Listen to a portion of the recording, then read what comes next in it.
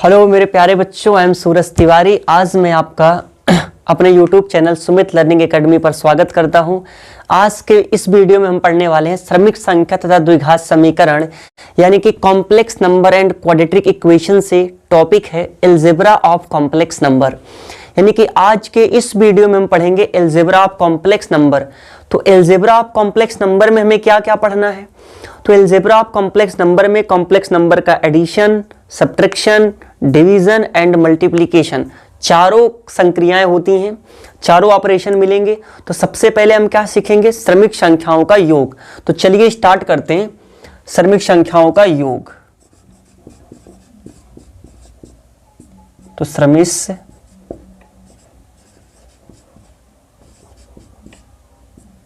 संख्याओं का योग।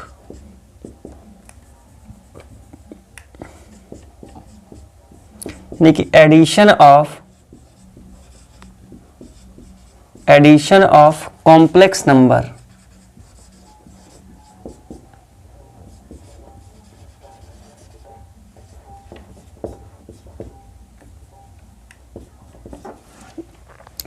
एडिशन ऑफ कॉम्प्लेक्स नंबर में क्या होता है?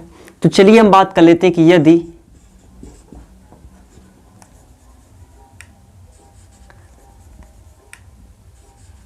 Z1 is equal to A1 plus iota B1 तथा Z2 is equal to A2 plus iota B2 दो श्रमिक संख्या हो तो इनके योग यानी कि Z1 प्लस Z2 को इस प्रकार परिभाषित करते हैं। इस प्रकार परिभाषित करते हैं। चलिए देखते हैं। हम सपोज करते हैं कि Z1 is equal to A1 plus iota B1 और तथा Z2 is equal to A2 plus iota B2। दो कॉम्प्लेक्स नंबर दिया गया है, तो इनका एडिशन हम कैसे करेंगे, इनको हम ऐड कैसे करेंगे? तो बहुत ही मजा आने वाला इसको पढ़ने में। चलिए तो देखते हैं। करते क्या कि Z1 plus Z2 is equal to, तो Z1 कॉम्प्लेक्स नंबर क्या दिया गया है? A2 प्लस आयोटा Z1 ना, तो Z1 क्या दिया गया आपका? A1 plus iota B1। इसमें हम ऐड करेंगे दूसरा वाला कॉम्प्लेक्स नंबर। तो दूसरा वाला कॉम्प्लेक्स नंबर क्या है? A2 plus iota B2। तो देखो, दो श्रमिक संख्याओं को जोड़ने के लिए हम क्या करते हैं? उन दोनों के रियल पार्ट को जोड़ते हैं और उन दोनों के इमेजिनरी पार्ट को जोड़ते हैं। यानी कि अगर दो श्रमिक संख्याओं को हमें जोड़ना है तो क्या करेंगे? इस वाले कॉम्प्लेक्स नंबर का यानी कि इस वाली श्रमिक संख्या का रियल पार्ट Z1 को इस दूसरी श्रमिक संख्या के रियल पार्ट Z2 से जोड़ेंगे, A2 से जोड़ेंगे, और इस वाले कॉम्प्लेक्स नंबर का इमेजिनरी पार्ट B1 को दूसरे वाले कॉम्प्लेक्स नंबर के इमेजिनरी पार्ट B2 से जोड़ते हैं। कैसे? चलिए, तो A1 में A2 को ऐड करेंगे, A1 प्लस A2 आयोटा लगाएंगे, B1 में B2 को ऐड करेंगे, B1 प्लस B2। ये होता है आपका कि representation of two complex number, यानी कि addition of two complex number. यानी कि दो कॉम्प्लेक्स नंबर के ऐड को हम इस तरीके से क्या करते हैं? रिप्रेजेंट करते हैं। क्लियर? बात समझ में आ गया? चलिए, अगर हमने दो कॉम्प्लेक्स नंबर को ऐड किया है तो इसका रियल पार्ट क्या होगा? यानी कि अगर मैं बात करूं कि real part Z1 plus Z2 का रियल पार्ट क्या है, जरा देखिएगा कि Z1 प्लस Z2 का जो A1 प्लस A2 है, ये क्या है? रियल पार्ट, और B1 प्लस B2 क्या है? Imaginary part. किस लिए सर? क्योंकि इसके साथ क्या लग गया है? आयोटा लग गया है। चलिए, तो जो इसका रियल पार्ट है A1 प्लस A2, ये कैसे है? जरा गौर से समझो। A1 क्या है आपका? रियल पार्ट ऑफ Z1, और A2 क्या है आपका? Real part of Z2। यानी कि जो Z1 प्लस Z2 का रियल पार्ट होगा वो किसके इक्वल होगा? Real part of Z1 plus real part of Z2 के इक्वल होगा। तथा imaginary part Z1 plus imaginary part Z2 क्या होगा? इधर देखिए कि Z1 Z2 का इमेजिनरी पार्ट निकालना है, तो एक इसके इक्वल होगा B1। देखो B1 क्या है? Imaginary part of Z1 B2 क्या है, इमेजिनरी पार्ट ऑफ Z2, यानी कि दो श्रमिक संख्याओं के योग का जो इमेजिनरी पार्ट होगा वो क्या होगा, Z1 की इमेजिनरी पार्ट प्लस Z2 के इमेजिनरी पार्ट के क्या होता है, योग के बराबर होता है। ये होता है दो श्रमिक संख्याओं का योग। उम्मीद करते हैं ये चीज आपको समझ में आई होगी। एग्जाम्पल के थ्रू हम क्या करते हैं, इनको समझने का प्रयास करेंगे। एग्जाम्पल ले लेते हैं। एग्जाम्पल के लिए कि यदि मान लेते हैं, यदि Z1 is equal to 2 plus का 4 आयोटा तथा Z2 is equal to 6 minus का 3 आयोटा, ये दो कॉम्प्लेक्स नंबर दिए गए हैं। चलो यहाँ पे प्लस ही ले लेते हैं, अच्छे से आपको समझ में आ जाएंगे। बाद में माइनस के भी क्वेश्चन हम सॉल्व कर लेंगे। बहुत इजी है, कोई उसमें क्लू नहीं है, आप देखते रहिएगा, आपको सब चीज समझ में आएगा। कि Z1 is equal to 2 plus 4 iota तथा Z2 क्या हो गया आपका 6 प्लस 3 आयोटा, इनको ऐड करना है। तो ऐड करेंगे तो क्या होगा आपका Z1 plus Z2 is equal to, तो ऐड कैसे करेंगे, ये आपका हो गया आपका Z1 2 प्लस 4 आयोटा में हमें ऐड करना है 6 प्लस 3 आयोटा। तो कैसे ऐड करोगे, इस वाले कॉम्प्लेक्स नंबर के रियल पार्ट को रियल पार्ट के साथ ऐड करेंगे और इसके इमेजिनरी पार्ट को हम क्या करेंगे, इसके इमेजिनरी पार्ट से ऐड करेंगे। चलिए देखते हैं। तो 2 को 6 के साथ 2 प्लस 6 और इसमें क्या करेंगे हम, इमेजिनरी पार्ट को इमेजिनरी पार्ट के साथ आयोटा लगा करके 4 प्लस 3। तो चलिए देखते हैं। 2 और 6 ऐड होकर क्या होगा 8 प्लस आयोटा 5 3 क्या हो गया आपका 7, ये हो गया आपका Z1 प्लस Z2, यानी कि दो कॉम्प्लेक्स नंबर का एडिशन। उम्मीद करते हैं कि चीजें आपको अच्छे से समझ में आई होंगी। अब इसके बाद हम क्या सीखेंगे, दो श्रमिक संख्याओं के, दो या दो से अधिक श्रमिक संख्या कितनी भी हो उससे वो डिपेंड नहीं करता, यानी कि श्रमिक संख्याओं के योग के क्या सीखेंगे, प्रगुण सीखेंगे, यानी कि properties of addition of complex number. तो आप इसका स्क्रीनशॉट ले लो। तो बढ़ते हैं अपने आगे की ओर। तो कितना होगा आपका, श्रमिक संख्याओं के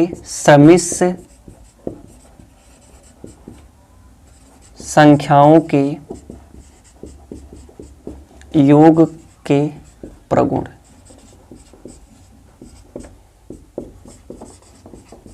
यानी कि प्रॉपर्टीज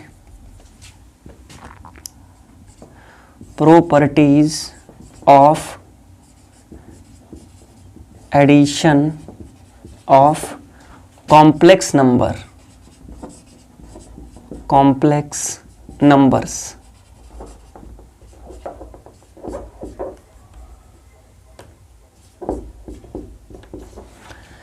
चलिए देखते हैं श्रमिक संख्याओं के योग के प्रगुण। तो इसमें बात करते हैं। देखो, श्रमिक संख्याओं के योग के बहुत सारे प्रगुण हैं, तो स्टेप बाय स्टेप एक एक करके हम पढ़ते चलते हैं। तो जो पहला प्रगुण होता है वो उसको हम पढ़ते हैं समवर्क नियम।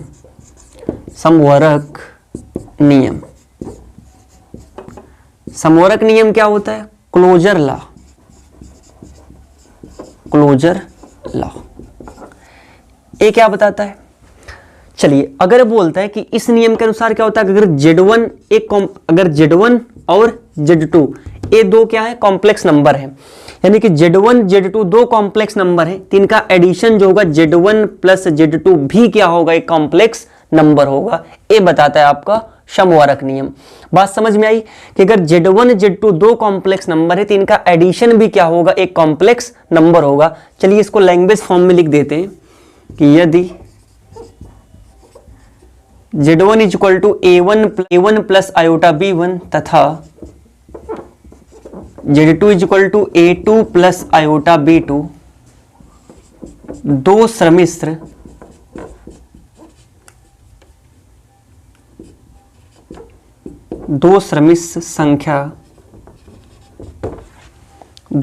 संख्या हैं, तो इनका योग Z1 प्लस Z2 भी एक सम्मिश्र संख्या होगा।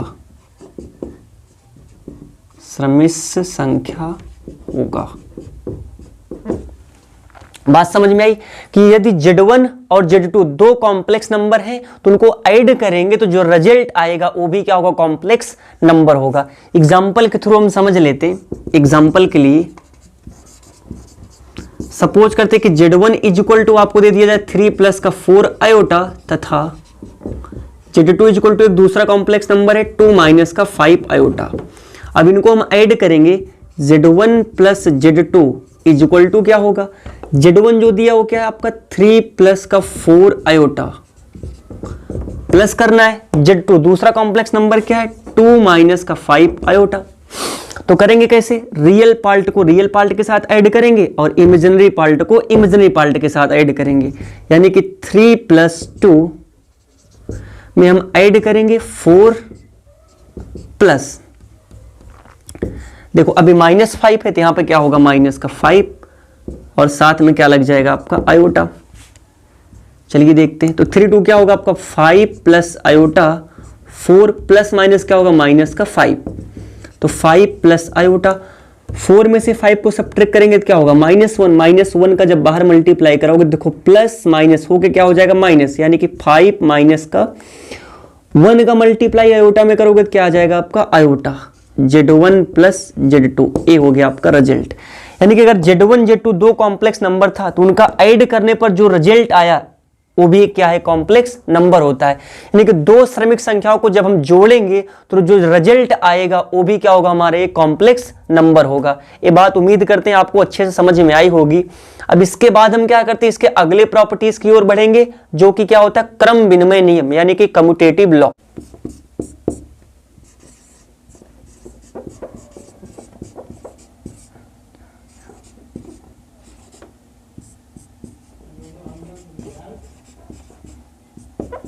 क्रम विनिमय नियम यानी कि कम्यूटेटिव लॉ। कम्यूटेटिव लॉ क्या होता है, चलिए जानते हैं कि किन्हीं दो सम्मिश्र संख्याओं Z1 तथा Z2 के लिए, देखो अगर मान लेते हैं सपोज करते हैं कि Z1 और Z2 दो कॉम्प्लेक्स नंबर हैं तो एक कम्यूटेटिव लॉ को क्या करते हैं, फॉलो करते हैं। कैसे करते हैं कि अगर हम क्या करें Z1 में Z2 को ऐड करेंगे तो जो रिजल्ट आएगा वही रिजल्ट आएगा अगर हम Z2 में क्या करेंगे, Z1 को ऐड करेंगे। बात यहां तक समझ में आ गई। यानी कि अगर दो कॉम्प्लेक्स नंबर हैं, जल्दी से बताना कि अगर दो कॉम्प्लेक्स नंबर है Z1 और Z2 तो चाहे आप Z1 में Z2 को ऐड करो, जो रिजल्ट आएगा वही रिजल्ट आपका आएगा Z2 में Z1 को ऐड करने से। बात इतनी समझ में आई, क्लियर है ना। तो हम क्या करते हैं, इसका एग्जाम्पल देख लेते हैं। एग्जाम्पल क्या, इसकी प्रूफिंग चेक कर लेते हैं कि क्या ऐसा वाकई में होता है। चलो प्रूफिंग अब देखेंगे। तो प्रूफिंग के लिए हम क्या करते हैं, दो कॉम्प्लेक्स नंबर हमें पता नहीं तो हम मान लेते हैं कि माना Z1 is equal to A1 plus iota B1 तथा Z2 is equal to A2 plus iota B2 दो श्रमिक संख्या हैं, दो श्रमिक संख्या हैं जहां A1 A2 तथा B1 B2 वास्तविक संख्या है।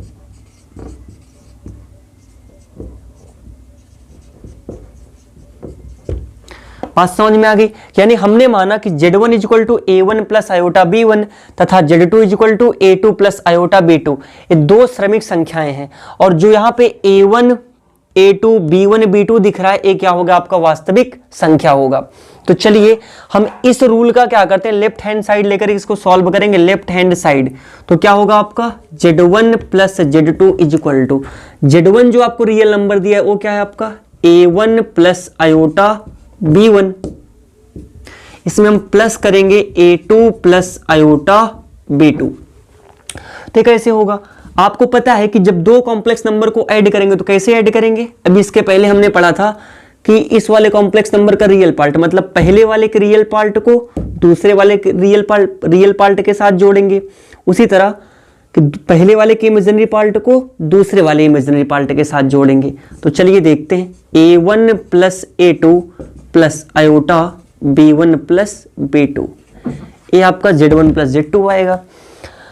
जरा आप देखिए योग का क्रम विनिमय नियम, योग का क्रम विनिमय नियम क्या होता है?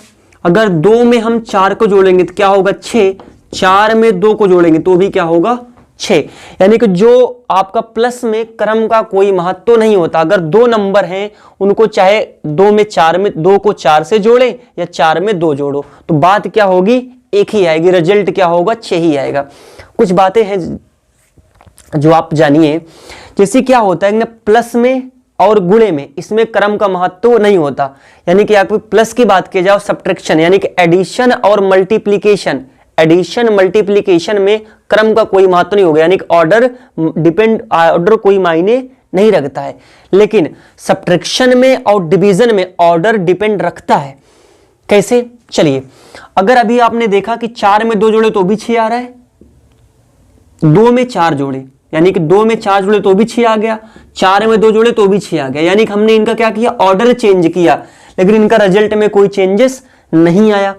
इसी तरह मल्टीप्लिकेशन देख लीजिए, अगर 4 में हम 2 से मल्टीप्लाई करेंगे तो क्या होगा आपका 4 2 जा 8, और 4 में जब 2 से मल्टीप्लाई करोगे 4 2 जा 8, दोनों का रिजल्ट क्या है सेम, ऑर्डर चेंज करने पर रिजल्ट चेंज नहीं हुआ, यानी कि इसमें क्रम का कोई महत्व नहीं होता है। अब जरा सब्ट्रैक्शन देख लीजिएगा, 2 में से 4 को सब्ट्रैक्ट करेंगे तो माइनस का 2 आएगा, 4 में से 2 को सब्ट्रैक्ट करोगे तो क्या होगा 2 आएगा, यानी कि इनका ऑर्डर चेंज करने पर इनका रिजल्ट क्या हो गया चेंज हो गया।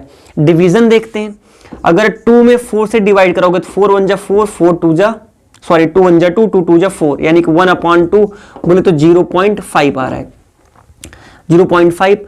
अगर हम 4 में 2 से डिवाइड कराएंगे तो 2 2 जा 4 इक्वल टू कितना आ गया 2 आ गया। ऑर्डर चेंज किए रिजल्ट बदल गया, यानी कि प्लस में डिवाइड में इसमें क्रम का कोई महत्व मतलब ऑर्डर डिपेंड नहीं करता, लेकिन माइनस में और डिवीजन में क्या होता है क्रम का महत्व होता है। तो हम यहां पे क्या करेंगे योग का क्रम विनिमय नियम लगाएंगे। कैसे? चलिए देखते हैं। तो जो Z1 plus A1 plus A2 दिया है, अगर मैं इसको A2 प्लस A1 लिख दूं तो इनकी वैल्यू बदलेगी क्या? बोलोगे सर बिल्कुल नहीं बदलेगी, क्योंकि अभी हमने देखा कि प्लस में कोई क्रम का महत्व नहीं होता है। प्लस आयोटा लगाते, इनको क्या लिखते हैं B2 प्लस B1। अब हम क्या करेंगे A2 को B2 के साथ ऐड करते हैं तो कितना होगा A2 प्लस साथ में आयोटा लगा के कितना आएगा आयोटा B2 प्लस हो जाएगा A1 में B1 के साथ तो A1 प्लस आयोटा B1। जरा इसको देखो A2 प्लस आयोटा B2, ए आपका क्या है Z2 plus A1 plus iota B1, ए आपका क्या है Z1। यानी कि हमें क्या मिला राइट हैंड साइड, और ये आपकी क्या हो गई प्रूव्ड हो गई, प्रूव्ड हो गई।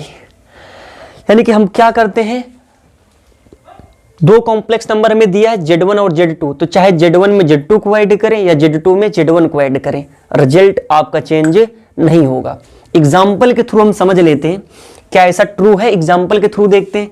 सपोज करते हैं कि Z1 इज इक्वल टू आपका एक कॉम्प्लेक्स नंबर दिया 3 प्लस का 2 आयोटा तथा Z2 इज इक्वल टू एक दे दिया आपका माइनस का 4 प्लस का 3 आयोटा। चलिए निकालते हैं Z1 plus Z2 is equal to क्या होगा 3 प्लस का 2 आयोटा, इसमें हमें प्लस करना है माइनस का 4 प्लस का 3 आयोटा। तो चलो कैसे करेंगे, बोलो सर जी देखो 3 और क्या होगा आपका प्लस माइनस में क्या आएगा आपको 4 प्लस आयोटा लगा करके 2 प्लस 3, तो 3 प्लस माइनस क्या होगा माइनस का 4 और प्लस आयोटा 3 2 क्या हो जाएगा आपका 5।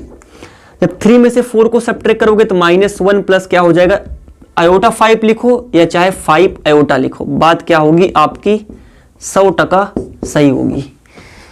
बात समझ में आ गया। तो ये हो गया आपका Z1 प्लस Z2। अब यहीं पर मैं निकालता हूं Z2 प्लस Z1 बराबर, तो Z2 क्या दिया है आपका माइनस का 4 प्लस का 3 आयोटा, इसमें हमें प्लस करना है Z1। Z1 क्या हो गया आपका 3 प्लस का 2 आयोटा, 3 प्लस का 2 आयोटा। यार अब देखो थोड़ा सा करते हैं, जब 4 में 3 को ऐड करोगे तो माइनस का 4 है प्लस का 3 सब्ट्रैक्ट होकर कितना आएगा माइनस का 1 और 3 2 ऐड होकर क्या हो जाएगा आपका 5 आयोटा। ये क्या होगा आपका Z2 प्लस Z1। यानी कि यहां से हमें रिजल्ट क्या मिलता है कि Z1 प्लस Z2 इक्वल होगा Z2 प्लस Z1 के। बात समझ में आ गई। उम्मीद करते हैं कि आपको कम्यूटेटिव लॉ अच्छे तरीके से समझ में आया होगा, क्रम विनिमय नियम। तो इसका आप स्क्रीनशॉट ले लीजिए। बढ़ते हैं अपने अगले नियम की ओर, जो कि क्या है साहचर्य नियम।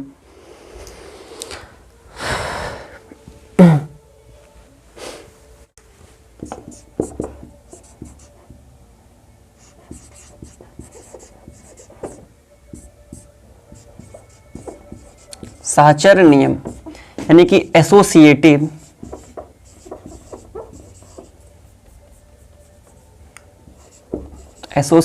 लॉ।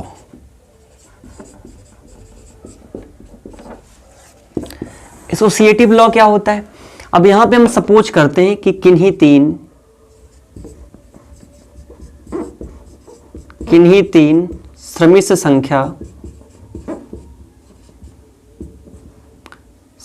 संख्या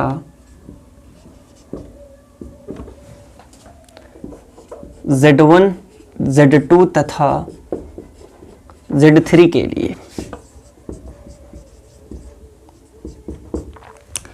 अगर आपको 3 कॉम्प्लेक्स नंबर दिया Z1, Z2 तथा Z3, तो साहचर्य नियम क्या होता है? देखो जो योग का साहचर्य नियम होता है वो क्या होता है, जैसे कि 1 + 3 + 4 ये 3 नंबर्स हैं, चाहे आप इन दोनों नंबर को ऐड कर लो या 1 + 3 + 4 चाहे इन दोनों नंबर्स को, मतलब चाहे 1 में 3 को ऐड करके फिर 4 ऐड करेंगे तो जो रिजल्ट आएगा वही रिजल्ट आता है 1 + 3 या 4 को ऐड करके। चेक कर लो यार 3 1 कितना होगा 4 + 4 बोलोगे सर जी 8 होगा। ये 1 + 3 4 क्या होगा आपका 7 7 1 कितना होगा 8, यानी कि दोनों क्या हैं इक्वल ही आएंगे। ये तो आपको पता है बच्चों वाली बात क्या पढ़ा रहे हो सर। चलिए आगे देखते हैं। अब इसमें सीखते हैं ना, इसमें क्या होगा कि हमें क्या करना है कि ऐड करना है Z1 + Z2 में ऐड कर लो Z3 इक्वल होगा भाई साहब कि Z1 में आप ऐड करिए Z2 + Z3, इसके क्या होगा इक्वल होगा। यही आपका होता है साहचर्य नियम।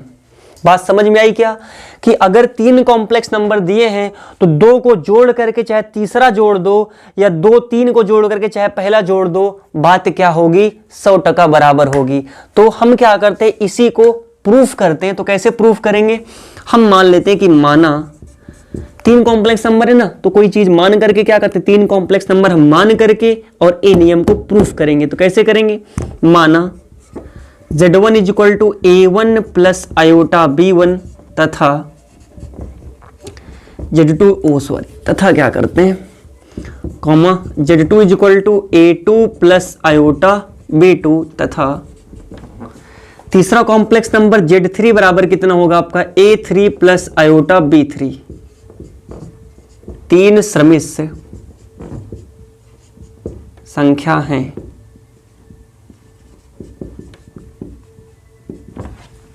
जहां A1, A2, A3 तथा B1, B2, B3 ये क्या है वास्तविक संख्या है। वास्तविक संख्या हमने क्या मान लिया कि Z1 = A1 + आयोटा B1 तथा Z2 = A2 + आयोटा B2 और Z3 = A3 + आयोटा B3। 3 क्रमिक संख्याएं दी हैं। अब इन्हीं 3 क्रमिक संख्याओं को लेकर के हम क्या करेंगे साहचर्य नियम की प्रॉपर्टीज को प्रूव करेंगे। तो कैसे करेंगे, बने रहिएगा पूरा वीडियो के साथ। और हाँ, अब वीडियो को स्किप मत करना, क्योंकि अगर आप अब वीडियो को स्किप करोगे तो ये चीज आप समझ नहीं पाओगे। देखते हैं लेफ्ट हैंड साइड में क्या हो गया आपका Z1 प्लस में हमें करना है Z2, यानी कि Z1 में हमें Z2 को ऐड करके इसमें प्लस करेंगे Z3 इक्वल टू क्या होगा, चलिए देखते हैं। तो Z1 कॉम्प्लेक्स नंबर कितना हो गया आपका A1 + आयोटा B1 प्लस इसमें क्या करते हैं A2 + आयोटा B2। अब इन दोनों को हम ऐड करके इसमें ऐड करेंगे Z3 यानी कि A3 प्लस आयोटा B3। चलिए तो क्या होने वाला है, अब इन दोनों को ऐड कर लो। जब इन दोनों को ऐड करोगे तो क्या होगा, real part Z1 plus real part Z2 यानी कि A1 प्लस A2। आयोटा लगा करके इन दोनों को ऐड कर लोगे, B1 प्लस B2 प्लस करते हैं A3 प्लस आयोटा B3। अब देखो A कॉम्प्लेक्स नंबर है जिसका A क्या है आपका real part, A real part of Z है और ये कितना हो गया आपका इमेजिनरी पार्ट ऑफ Z है। अब इन दोनों नंबर को हमें ऐड करना है तो हम क्या करेंगे, इसके रियल पार्ट को इसके रियल पार्ट के साथ और इसके रियल पार्ट को इसके रियल पार्ट के साथ, सॉरी इसके इमेजिनरी पार्ट को इमेजिनरी पार्ट के साथ ऐड कर लेंगे। कैसे, देखिएगा जब हम इन दोनों को प्लस करेंगे तो क्या होगा, A1 plus A2 plus A3 और प्लस इसके साथ इसको लेते हैं तो क्या होगा, B1 plus B2 plus B3 और साथ में क्या लग जाएगा आपका आयोटा। अब यहां से हम क्या करते हैं, देखो A1 निकालते हैं, A1 प्लस जब आयोटा का मल्टीप्लाई B1 में कराओगे तो क्या हो जाएगा आयोटा B1, इनको हम बाहर कर लिए प्लस बचा कितना आपका, इन दोनों को एक साथ में लेते हैं A2 प्लस A3, इसके साथ में प्लस हो जाएगा आयोटा B2 प्लस B3। चलिए अब यहां लिखते हैं, चलो A आपका कितना है आपका A1 plus iota B1 plus, चलो अब इनमें क्या करेंगे, A2 के साथ हम लगा रहे हैं आयोटा B2 तो A2 प्लस आयोटा B2 इनको साथ में ले लेते हैं प्लस इनके साथ लेंगे तो क्या होगा आपका A3 प्लस आयोटा B3। चलिए इनको देखिए, A1 plus iota B1, A1 plus iota B1, A क्या है आपके Z1 plus A2 plus iota B2, A2 plus iota B2, A क्या है आपका Z2 है प्लस इधर देखते हैं हम A3 plus iota B3, A क्या है आपका Z3, इधर क्या होगा आपका Z3। शायद हमें इसी चीज की रिक्वायरमेंट थी क्या, Z1 plus Z2 plus Z3, A क्या हो गया आपका राइट हैंड साइड और प्रूव्ड हो गया। बात समझ में आई क्या, तो उम्मीद करते ये चीज भी आपको अच्छे से समझ में आई होगी। तो अगर आपको जो चीजें ना समझ में आए, वीडियो को आप पीछे जाकर के एक बार दोबारा देख लीजिएगा, 100% डाउट क्लियर हो जाएगा। तो जल्दी से इसको आप नोट डाउन कर लीजिए। इसके बाद हम बढ़ते हैं इसके अगले प्रॉपर्टीज की ओर, जो कि होगा आपका योगात्मक तत्समक।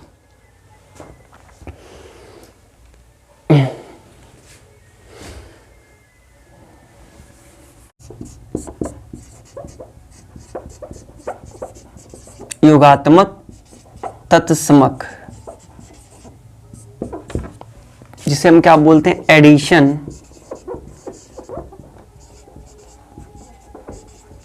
आइडेंटिटीज।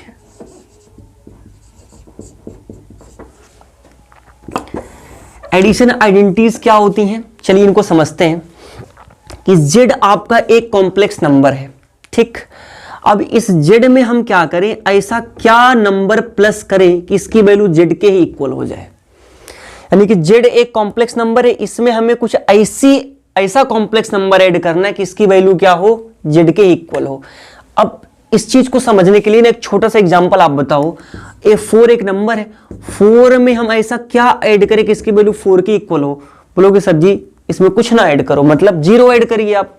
अगर 4 में हम 0 ऐड करेंगे तो किसके इक्वल होगा, 4 के इक्वल। भाई एक टोकरी में 5 आम है, अब इस टोकरी में हम कितना आम डालें उसमें 5 ही आम हो, तो 5 है एक भी आम मत डालिए तो भी कितना होगा, 5 आम होगा ना। यानी कि अगर हम क्या करेंगे, अब सेम कंडीशन समझना कि अगर हम 4 में 0 ऐड करें तो किसके इक्वल आ रहा है, 4 के। तो भाई Z एक कॉम्प्लेक्स नंबर है, इसमें हम क्या ऐड करें, 0 ऐड कर दीजिए ना, तो किसके इक्वल होगा, Z के। जहां जो 0 है वो किसके इक्वल होगा, 0 प्लस 0 आयोटा की इक्वल होगा। तो जो आपका 0 है यानी कि 0 प्लस 0 आयोटा, ये जो कॉम्प्लेक्स नंबर है, इसी कॉम्प्लेक्स नंबर को हम Z का क्या बोलते हैं, योगात्मक तत्समक कहते हैं। बात समझ में आई क्या। चलिए इसको लैंग्वेज फॉर्म दे देते हैं कि यदि Z is equal to A plus iota B एक श्रमिक संख्या है तथा जीरो तथा zero is equal to 0 plus 0 iota इस प्रकार है कि z plus 0 is equal to कितना होगा आपका z। तो 0 को z का योगात्मक प्रतिलोम कहते हैं, सॉरी योगात्मक तत्समक कहते हैं, तत्समक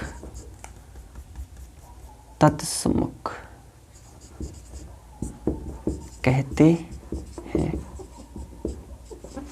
बात समझिएगा कि z is equal to a plus I B एक श्रमिक संख्या में दिया था। अब इसमें हमने क्या किया, एक जीरो एक ऐसी कॉम्प्लेक्स नंबर ले लिया जो कि क्या है 0 प्लस 0 आयोटा है। ये इस प्रकार है कि अगर हम z में 0 को ऐड करेंगे तो किसके इक्वल होगा, z के इक्वल होगा। तो जो 0 है 0 को हम z का क्या बोलते हैं, योगात्मक तत्समक कहते हैं। ऐसे समझो z बराबर आपको एक कॉम्प्लेक्स नंबर दिया है a प्लस आयोटा b और o बराबर एक कितना है आपका 0 प्लस 0 आयोटा। जब इनको आप ऐड करोगे तो कितना आएगा, इन दोनों के रियल पार्ट को ऐड करोगे a प्लस 0 प्लस आयोटा लगा करके b प्लस कितना करेंगे हम 0। तो a में 0 जोड़ोगे तो क्या होगा a प्लस b में 0 जोड़ोगे तो भी किसके इक्वल होगा b के। यानी कि जो है आपका z प्लस o बराबर किसके है, z के है। तो जो हमने ऐड किया था o plus iota b, o plus sorry 0 plus 0 iota, a आपका क्या होगा z का योगात्मक तत्समक होगा। उम्मीद करते हैं ये चीज भी आपको अच्छे से समझ में आई होगी। तो ये चीज समझ में आया है तो इसका आप स्क्रीनशॉट ले लीजिए। आगे की ओर हम बढ़ते हैं, योगात्मक प्रतिलोम, इसकी जो लास्ट प्रॉपर्टीज होगी चलिए उसको यहीं पर सीख लेते हैं। योगात्मक प्रतिलोम,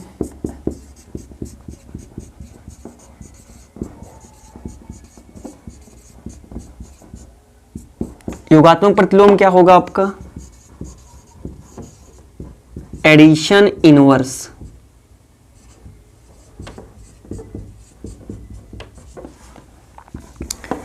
एडिशन इनवर्स क्या होता है, जरा इस पे आप फोकस करिएगा। हम सपोज करते हैं कि z आपका एक कॉम्प्लेक्स नंबर है, ठीक। अब इसमें हम ऐसा क्या नंबर ऐड करें कि इसकी वैल्यू 0 के इक्वल हो जाए।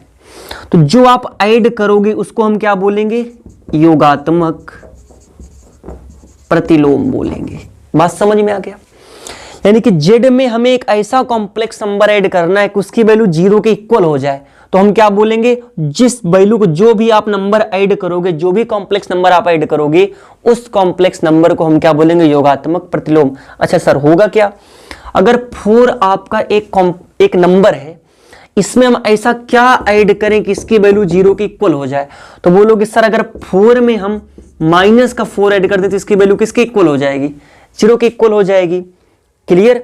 तो जो -4 है z का क्या होगा, योगात्मक प्रतिलोम होगा। क्लियर। सेम कंडीशन इसके लिए समझिए, z एक कॉम्प्लेक्स नंबर है, अगर इसमें हम -z ऐड कर दें तो इसके वैल्यू किसके इक्वल हो जाएगी, 0।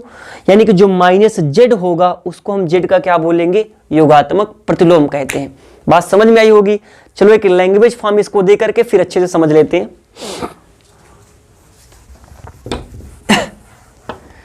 यदि z is equal to a plus I B एक श्रमिश्र संख्या है, एक श्रमिश्र संख्या है तथा -z is equal to -a minus का आयोटा b इस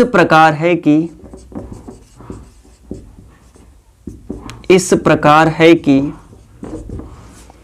z प्लस माइनस z बराबर 0। तो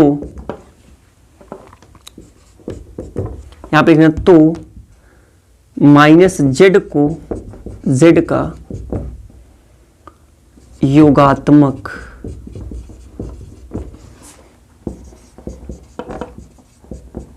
प्रतिलोम कहते हैं। बात समझ में आई क्या, कि यदि z is equal to a plus I B एक श्रमिक संख्या आपको दिया गया है, तो एक इसी का निगेटिव ऑफ z, यानी कि z का ऋणात्मक जो संख्या होगी z, यानी कि -a माइनस का आयोटा b इस प्रकार है कि अगर z में हम निगेटिव ऑफ z जोड़ेंगे तो वैल्यू क्या होगी, 0। मतलब यार किसी भी संख्या में अगर उसकी ऋणात्मक संख्या जोड़ोगे तो मान किसके बराबर होगा, 0 को। 0 के बराबर होगा। तो जो माइनस जेड है, जेड को हम जेड का क्या बोलते हैं, योगात्मक प्रतिलोम कहते हैं। बात समझने के लिए कुछ एग्जाम्पल मैं आपसे, कुछ क्वेश्चन आपको बताता हूं और आपसे पूछते हैं, आप सारी चीजें अच्छे से समझ जाओगे। चलो सीखते हैं। हम सपोज करते हैं कि मान लेते हैं कि जेड बराबर है, कोई कॉम्प्लेक्स नंबर दे दिया जाए कि 3 प्लस का 2 आयोटा, इसका आप योगात्मक प्रतिलोम बताओ। तो हम क्या लिखेंगे, जेड का योगात्मक प्रतिलोम किसके इक्वल होगा, माइनस जेड के इक्वल होगा। प्रतिलोम सही नहीं दिख रहा है ना, चलो फिर से लिख देते हैं। जेड का योगात्मक प्रतिलोम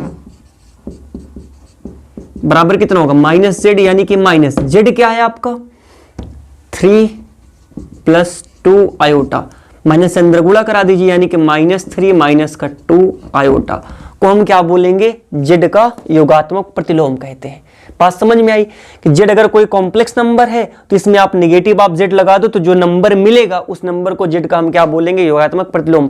देखो जब इन दोनों को आप ऐड करोगे तो -3 + 3 ए भी 0, -2 + 2 ए भी क्या हो जाएगा आपका 0 के इक्वल हो जाएगा।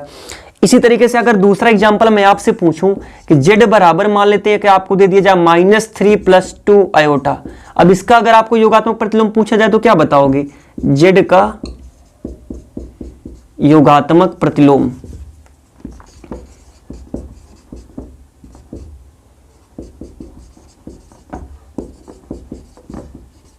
योगात्मक प्रतिलोम बराबर कितना होगा, -z, यानी कि -3 प्लस का 2 आयोटा। जब अंदर माइनस से मल्टीप्लाई करोगे तो माइनस माइनस क्या हो जाएगा, प्लस का 3 प्लस माइनस कितना हो जाएगा, माइनस का 2 आयोटा। तो ये पूरा एडिशन की प्रॉपर्टीज आपकी यहाँ पे समाप्त होती है, यानी कि हम क्रमिक संख्याओं को, योग को कंप्लीट यानी कि पूरी तरीके से पढ़ चुके हैं।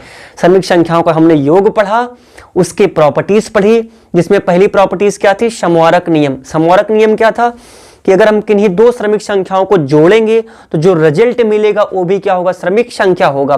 फिर हमने अगली प्रॉपर्टी सीखी थी कम्यूटेटिव लॉ, यानी कि क्रम विनिमय नियम। क्रम विनिमय नियम क्या था कि अगर दो कॉम्प्लेक्स नंबर दिया गया है जैसे कि Z1 Z2, तो चाहे Z1 में Z2 जोड़ो या Z2 में Z1 जोड़ो, इनकी वैल्यू क्या होगी, इक्वल होगी। तीसरा नियम क्या था, सहचर्य नियम। सहचर्य नियम क्या था कि अगर आपको तीन कॉम्प्लेक्स नंबर दिया गया है Z1 Z2 तथा Z3, तो आप Z1 Z2 में चाहे Z3 जोड़ो या Z2 Z3 में Z1 जोड़ो, बात हमेशा क्या होगी, बराबर होगी। ये चीज था। योगात्मक प्रतिलोम क्या था कि अगर Z बराबर एक कोई कॉम्प्लेक्स नंबर दिया गया है, उसमें एक ऐसा क्या नंबर जोड़े कि उसकी वैल्यू उसी नंबर के इक्वल हो, तो जो आप जोड़ोगे यानी कि 0 जोड़ोगे तो 0 को क्या बोलेंगे, उसका योगात्मक तत्समक बोलेंगे। फिर हमने लास्ट प्रॉपर्टी सीखी थी योगात्मक प्रतिलोम। तो योगात्मक प्रतिलोम क्या था कि अगर Z आपका कोई कॉम्प्लेक्स नंबर है तो उसमें ऐसा क्या जोड़ा जाए कि उसकी वैल्यू 0 के इक्वल हो जाए।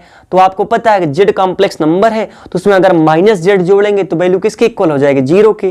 तो -z को हम Z का क्या बोलते हैं, योगात्मक प्रतिलोम कहते हैं।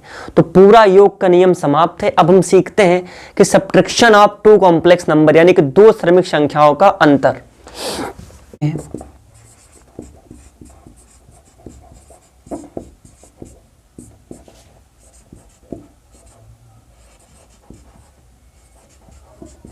दो क्रमिक संख्याओं का अंतर।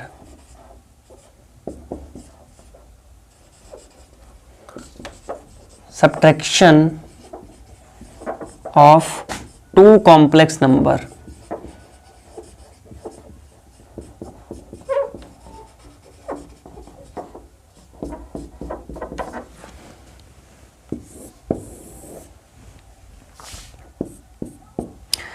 अब सपोज करते हैं कि चलो मान लेते हैं कि यदि,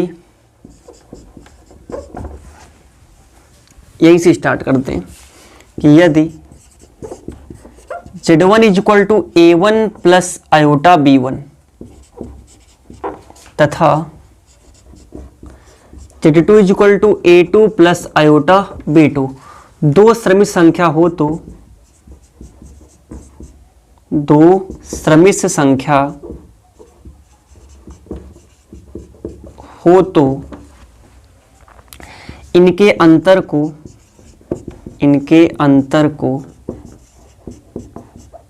इस प्रकार या निम्न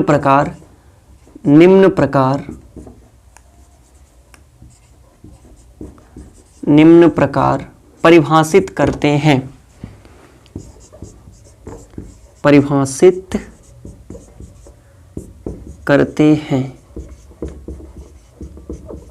तो कैसे करते हैं समझिएगा कि देखो, अगर Z1 equal to A1 plus iota B1 और Z2 equal to A2 plus iota B2, अगर आपको दो कॉम्प्लेक्स नंबर दिया होगा तो इनका हम सब्ट्रैक्शन कैसे निकालेंगे। अगर आपको एडिशन समझ में आया होगा तो सब्ट्रैक्शन बिल्कुल समझ में आएगा, कोई डाउट नहीं होगा। तो चलिए निकालते हैं। अगर हमको Z1 माइनस कितना करना है, Z2 करना है, तो हम क्या करेंगे, Z1 आपका कॉम्प्लेक्स नंबर है A1 प्लस आयोटा B1 में से हमें सब्ट्रैक्ट करना है A2 प्लस आयोटा B2। तो जैसे आप एडिशन में सीखते हो कि इस वाले का रियल पार्ट को, यानी कि Z1 के रियल पार्ट में हम Z2 का रियल पार्ट जोड़ते थे और Z1 के इमेजिनरी पार्ट में Z2 का इमेजिनरी पार्ट जोड़ते थे, सेम सब्ट्रैक्शन में हम क्या करेंगे कि Z1 के रियल पार्ट में से Z2 का रियल पार्ट को सब्ट्रैक्ट करेंगे, फिर Z1 के इमेजिनरी पार्ट में से Z2 के इमेजिनरी पार्ट को सब्ट्रैक्ट करते हैं। यानी कि Z1 minus Z2 equal to क्या होगा कि इसका Z1 का रियल पार्ट Z2 का रियल पार्ट को आप सब्ट्रैक्ट कर दीजिए, फिर Z1 के इमेजिनरी पार्ट में से Z2 का इमेजिनरी पार्ट माइनस कर दो, तो जो नंबर मिलेगा उसको हम क्या बोलेंगे, Z1 माइनस Z2। तो ये चीजें आपकी होती थी Z1 माइनस Z2 के रिप्रेजेंटेशन के लिए। अगर थोड़ा हम समझे यहाँ पे कि जो रियल पार्ट होगा, अर्थात करके हमने समझा क्या कि Z1 माइनस Z2 का रियल पार्ट क्या था। Z1 माइनस Z2 का रियल पार्ट है, एक इसके इक्वल है, देखो A1 माइनस A2, A1 क्या है आपका real part of Z1 minus A2 क्या है आपका रियल पार्ट ऑफ Z2। यानी कि दो कॉम्प्लेक्स नंबर के, दो श्रमिक संख्याओं के अंतर का जो रियल पार्ट होगा वो उन दोनों कॉम्प्लेक्स नंबर के रियल पार्ट के अंतर के क्या होता है, इक्वल होता है। अब सेम कंडीशन समझते हैं, imaginary part of Z1 minus Z2 is equal to क्या होगा, ये आपका imaginary part Z1 minus Z2 का इमेजिनरी पार्ट हो गया।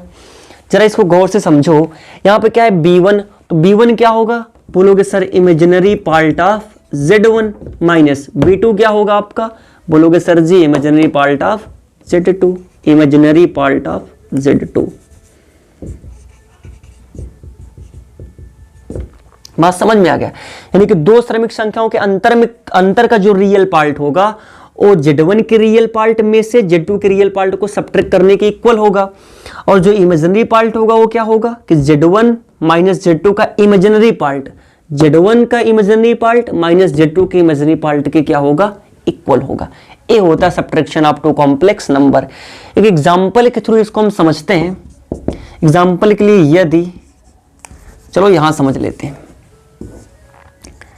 कि आपको यदि दे दिया जाए कि Z1 is equal to 3 minus का 4 आयोटा तथा Z2 is equal to 2 plus 4 iota, दो कुछ और नंबर ले लेते हैं, मान लेते हैं 6 ले लिए, इतना। अगर दो कॉम्प्लेक्स नंबर हो तो इतना हो, तो आपसे पूछा जाए कि आप क्या निकालिए, Z1 माइनस Z2 निकालो। तो Z1 माइनस Z2 हम कैसे निकालेंगे, Z1 क्या हो गया आपका 3 माइनस का 4 आयोटा माइनस Z2 क्या होगा आपका 2 plus 6 iota, 2 plus 6 iota. Subtract करो, तो सब्ट्रैक्शन में आप क्या देखोगे, हमने आपको बताया, आपने अच्छी तरीके से पढ़ा था कि जब हम दो कॉम्प्लेक्स नंबर को सब्ट्रैक्ट करेंगे तो कैसे करेंगे कि फर्स्ट वाले यानी कि Z1 के रियल पार्ट में से Z2 के रियल पार्ट को सब्ट्रैक्ट करेंगे और आयोटा लगा करके Z2 के रियल पार्ट में से इमेजिनरी पार्ट में से Z1 की इमेजिनरी पार्ट को, यानी कि Z1 के इमेजिनरी पार्ट में से Z2 का इमेजिनरी पार्ट को घटाएंगे। चलिए देखते हैं, तो 3 में से 2 को घटाओगे तो क्या आएगा आपका 1 प्लस आयोटा, 4 माइनस का 4 माइनस 6 क्या होगा माइनस का 10, तो ये हो गया 1 प्लस माइनस क्या होगा माइनस का 10 आयोटा, Z1 माइनस का Z2। उम्मीद करते हैं कि आपको दो कॉम्प्लेक्स नंबर का सब्ट्रैक्शन भी अच्छी तरीके से समझ में आया होगा। तो आज के लिए बस इतना ही। कल के वीडियो में हम सीखेंगे जो कि अलजेब्रा ऑफ कॉम्प्लेक्स नंबर का पार्ट होगा कि division and multiplication of complex number, यानी कि दो या दो से अधिक क्रमिक संख्याओं का गुणा और उनका भाग। तो आज के लिए बस इतना ही, इसका आप स्क्रीनशॉट ले लीजिएगा। मिलते हैं कल के वीडियो।